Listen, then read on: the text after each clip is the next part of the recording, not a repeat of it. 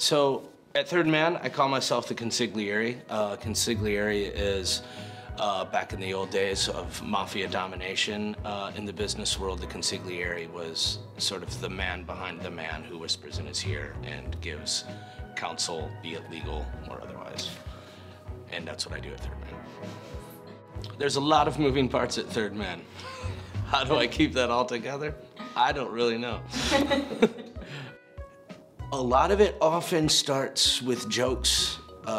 We just think, what if somebody tried to do this? We all laugh about it, and then we kind of reverse engineer it into like a real idea that maybe can happen. We try to think of things that either haven't existed before in Nashville, when we're talking about physical events that people can come and witness, or we try to think of things that just haven't existed or been done a certain way nationally or internationally if we're talking more about, you know, consumer products and things like that.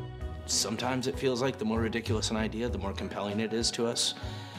I think we like to set up challenges for ourselves just to see if we can actually achieve it, and really that, for instance, a good example of that is last year for Record Store Day when we did this whole idea of Jack White recording a single direct acetate and then taking it straight to the record plant, pressing it as fast as possible, making the sleeves that day with, you know, photos from the recording session, bringing them back and selling them to people in under 4 hours.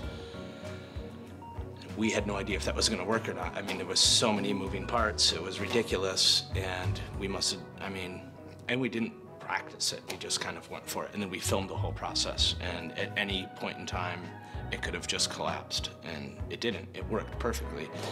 We kind of did that mostly for us, you know, we weren't looking at it like, oh, this is gonna get a lot of press mileage, but then it did. And that actually is anti-marketing, where, you know, if we know we're having a big event at Third Man, Conan O'Brien's coming down with his band, we're not calling the local news and saying, you gotta come see this line to get like press out of it. We'd rather just make a cool event, and of course, the word on the street is gonna do the job for you. What should people do when they come to Nashville for Marketing United? Everyone's gonna say this, go to Arnold's. Everybody should eat at Arnold's if they've ever been to Nashville before.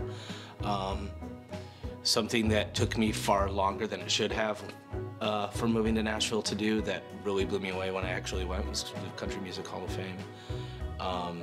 They should definitely come to Third Man Records and spend a lot of money. I'm excited from the Third Man standpoint.